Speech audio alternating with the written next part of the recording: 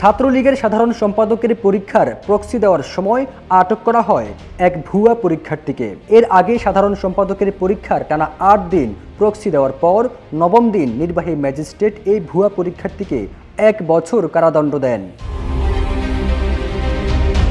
জানা যায়, ছাত্রলীগ নেতা শহীদুজ্জামান বিপ্লবের অনার্স চতুর্থ বর্ষের পরীক্ষার কেন্দ্র পড়েছিল চুয়াডাঙ্গা সরকারি আদর্শ মহিলা কলেজে। এই কেন্দ্রে বিপ্লবের পরীক্ষার ৮ দিন প্রক্সি দেয় অন্য কলেজের শিক্ষার্থী শামীম আহমেদ তুষার।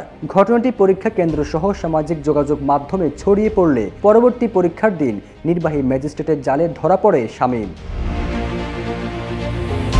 ছাত্রলীগ নেতা বিপ্লব চুয়াডাঙ্গা সরকারি কলেজের ইতিহাস বিভাগের শিক্ষার্থী এবং জীবননগর ডিগ্রি কলেজ ছাত্রলীগের সাধারণ সম্পাদক। তার বাবা আবুল কাশেম জীবননগর পৌরসভার ৬ নম্বর ওয়ার্ড কাউন্সিলর, আর দণ্ডপ্রাপ্ত শামীম যশোর ক্যান্টনমেন্ট কলেজের রাষ্ট্রবিজ্ঞান বিভাগের অনার্স তৃতীয় বর্ষের শিক্ষার্থী। তার বাবা মোহাম্মদ খোকন একই পৌরসভার ৩ নম্বর ওয়ার্ড কাউন্সিলর।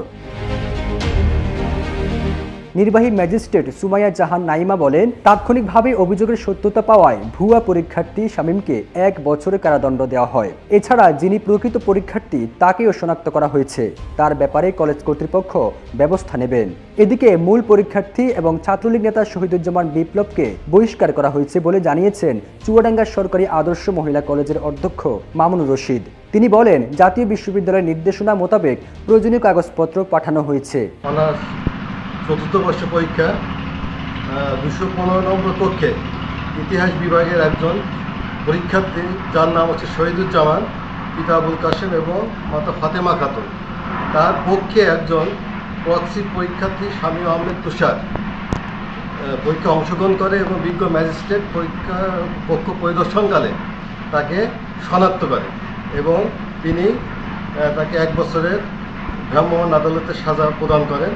সেই সাথে আমরা কলেজ কর্তৃপক্ষ উক্ত মূল পরীক্ষার্থী তাকে আমরা বহিষ্কার করি এবং জাতীয় বিশ্ববিদ্যালয়ের নির্দেশনা অনুযায়ী তাকে আমরা বহিষ্কারের জন্য প্রয়োজনীয় কাগজপত্র প্রেরণ করি।